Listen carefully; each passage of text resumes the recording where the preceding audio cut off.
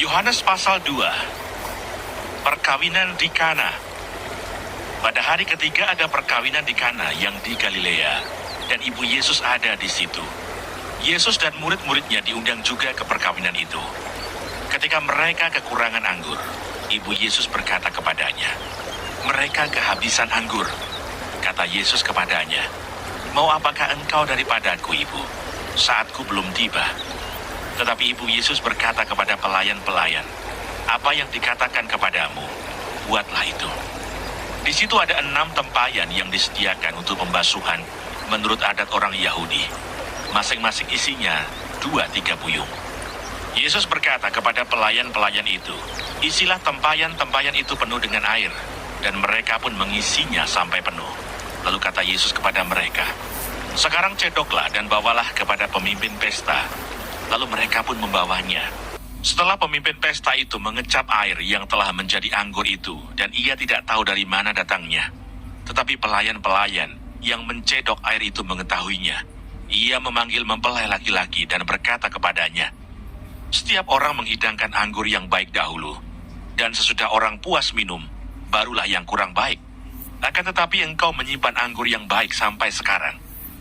Hal itu dibuat Yesus di Kana yang di Galilea, sebagai yang pertama dari tanda-tandanya, dan dengan itu ia telah menyatakan kemuliaannya, dan murid-muridnya percaya kepadanya.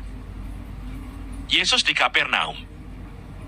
Sesudah itu Yesus pergi ke Kapernaum bersama-sama dengan ibunya dan saudara-saudaranya dan murid-muridnya, dan mereka tinggal di situ hanya beberapa hari saja. Yesus menyucikan bait Allah. Ketika hari raya Paskah orang Yahudi sudah dekat, Yesus berangkat ke Yerusalem. Dalam bait suci didapatinya pedagang-pedagang lembu, kambing domba dan merpati, dan penukar-penukar uang duduk di situ. Ia membuat cambuk dari tali, lalu mengusir mereka semua dari bait suci dengan semua kambing domba dan lembu mereka. Uang penukar-penukar dihamburkannya ke tanah, dan meja-meja mereka dibalikannya.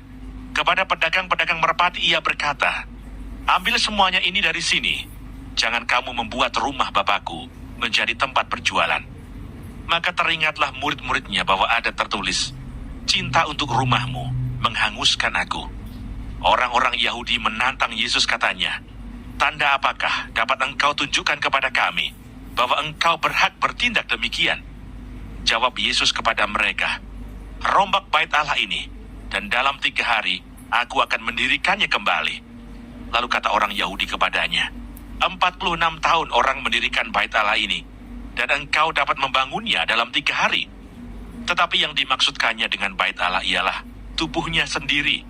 Kemudian sesudah ia bangkit dari antara orang mati, barulah teringat oleh murid-muridnya bahwa hal itu telah dikatakannya, dan mereka pun percayalah akan kitab suci dan akan perkataan yang telah diucapkan Yesus.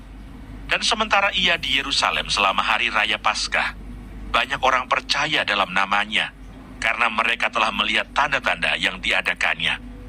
Tetapi Yesus sendiri tidak mempercayakan dirinya kepada mereka, karena ia mengenal mereka semua, dan karena tidak perlu seorang pun memberi kesaksian kepadanya tentang manusia, sebab ia tahu apa yang ada di dalam hati manusia.